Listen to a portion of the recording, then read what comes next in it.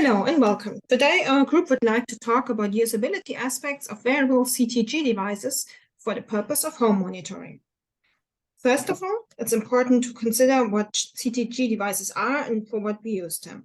Generally speaking, the idea is that a pregnant woman can use a device to measure the fetus heartbeat at home without the doctor being present, and the doctor then has the possibility to look at the data using any common web browser inside the hospital network to decide if there's any kind of action necessary.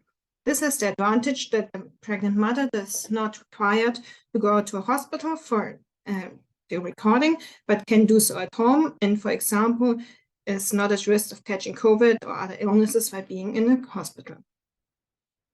Generally, our team had the project idea to first construct a survey and to compare the usability of different devices for the general public. So to basically ask pregnant women what they would like, what the devices would have to be able to do and what kind of concerns they have. We realized quickly, however, that the user manual is only available in English, or sometimes there's none at all, or it's very long and complicated.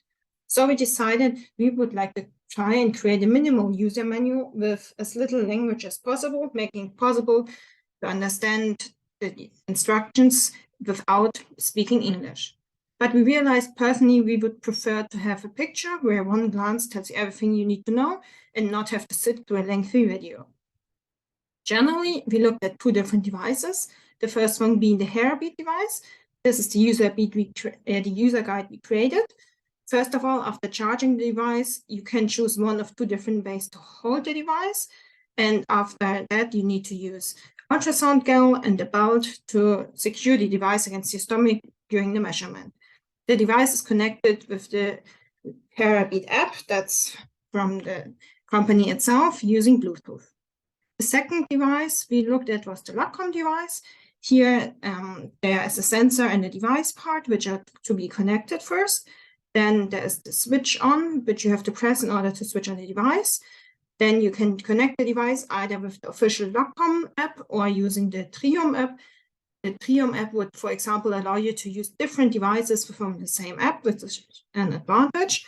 And you would, again, use an ultrasound gel and a belt to put the device against the stomach and then make the measurement using your smartphone. Now my colleague is going to compare both devices a little bit.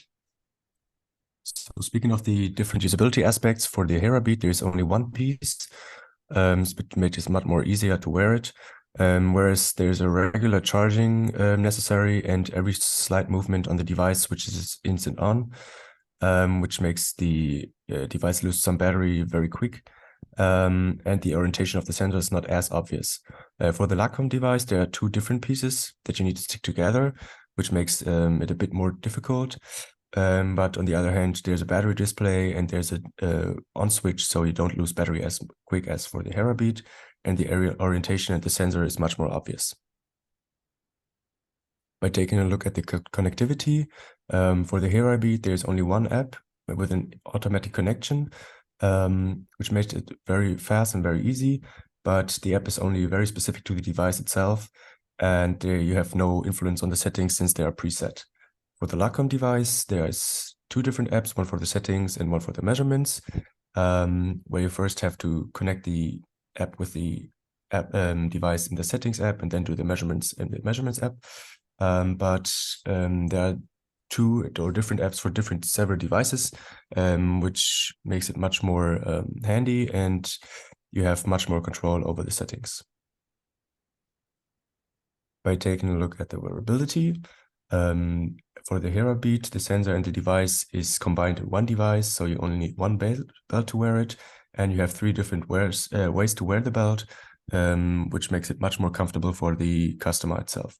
For the LACOM device, the device and the sensor is separated, so you need two different belts, but there's only one way to wear it, which makes it maybe a bit less complicated. Also, the sensor position is much more clearer, as already said.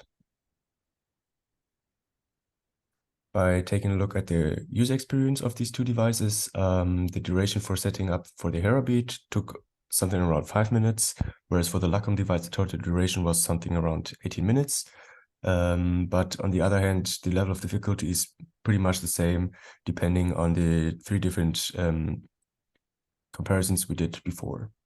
So a huge advantage of the HeraBeat is that you have an instant access to the app and an instant connection between the app and the device, which makes it very intuitively. And even in the app itself, there's a tutorial available. For the LACOM, the URL in the app is very clearly visible and shareable, and there's only one button to use in the app and on the device itself, which makes it very user-friendly. But on the other hand, there are multi-mobile apps existing, which makes it a bit difficult to distinguish, and the mobile apps are still under development.